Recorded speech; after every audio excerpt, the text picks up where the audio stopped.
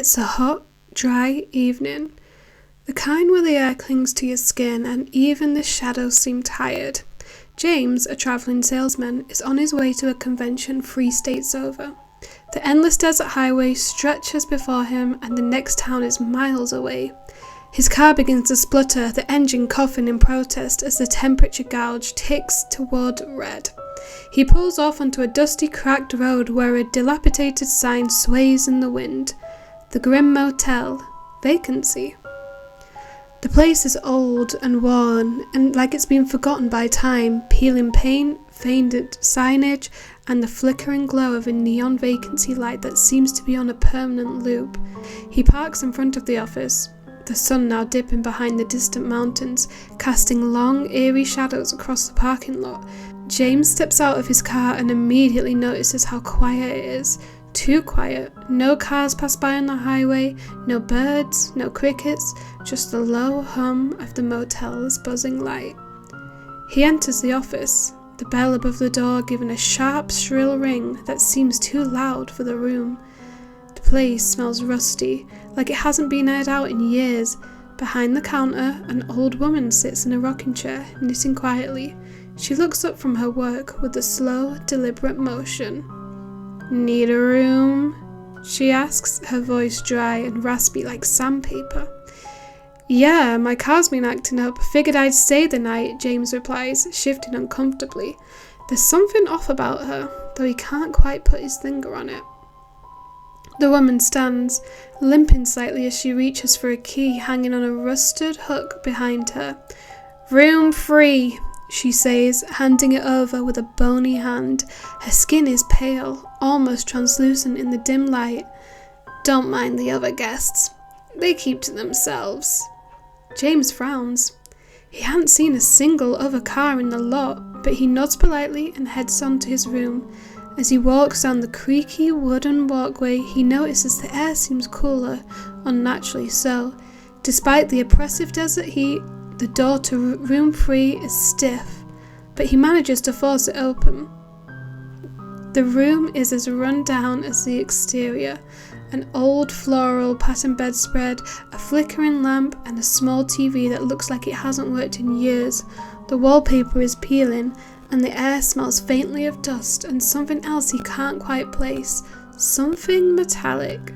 He tosses his bag on the bed and sighs, feeling a strange weight settle in his chest. Something about this place gnaws at him, an itch at the back of his mind. He checks his phone. No signal.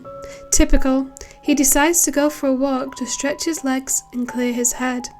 As he steps outside, the sun is fully set and the desert is bathed in an eerie twilight. He notices a figure standing a few doors down, a tall man in a black coat, staring at him from the shadows. Their eyes lock for a brief moment before the man turns and disappears into room 1, closing the door softly behind him. James's heart pounds in his chest. He hadn't seen anyone else earlier. Who was that?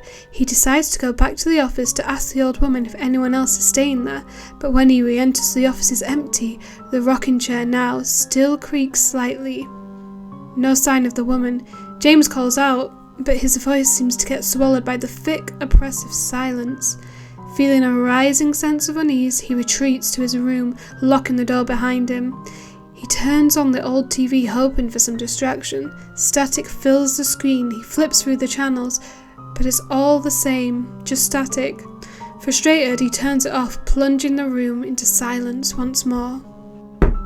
Suddenly, a soft knock echoes through the room. James freezes.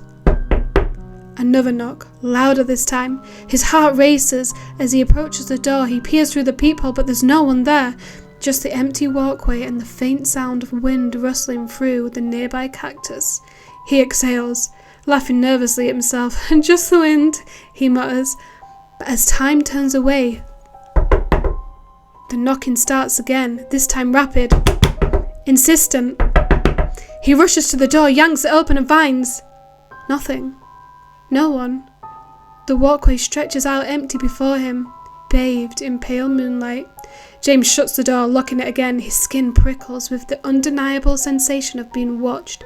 He turns towards the window and there, standing just outside the glass, It's the man from room 1, his face hidden in shadow, watching him. James backs away, his breath coming in shallow gasps. He grabs his phone again, desperate for a signal. Still, nothing. The figure doesn't move, just stands there, staring. Heart pounding, James edges toward the bathroom, locking himself inside. He leans against the door, listening, but hears nothing. The silence stretches on for what feels like hours, until finally he gathers the courage to peek out. The figure is gone, but when he steps out into the room, the bathroom door suddenly slams shut behind him with a force that shakes the walls. Panicking now, James rushes to the door to leave, but it's stuck. The air in the room grows thick, suffocating, and the shadows seem to creep closer. He glances back at the bathroom door, hearing something faint, whispering. It's soft, unintelligible, but growing louder. The door slowly creeps open, revealing the old woman from the office standing in the bathroom mirror, her eyes sunken and black. "You shouldn't have come here," she whispers, voice echoing unnaturally. "We're all still here, trapped." The walls of the room seem to close in around him, the peeling wallpaper shifting, revealing faces of dozens of faces pressed against the surface and mouths open in silent screams. James tries to scream, but no sound comes out. The last thing he sees before the shadows swallow him is the man from room 1, standing in the corner of the room, a twisted smile spreading across his face. The next morning, a car pulls into the grim motel. A new guest steps out. Weary from their travels, the vacancy light flickers above, and as they enter the office, the old woman behind the desk looks up from her knitting. "Need a room?" she asks. The guest nods, not noticing the figure standing in the doorway of room 3, watching them.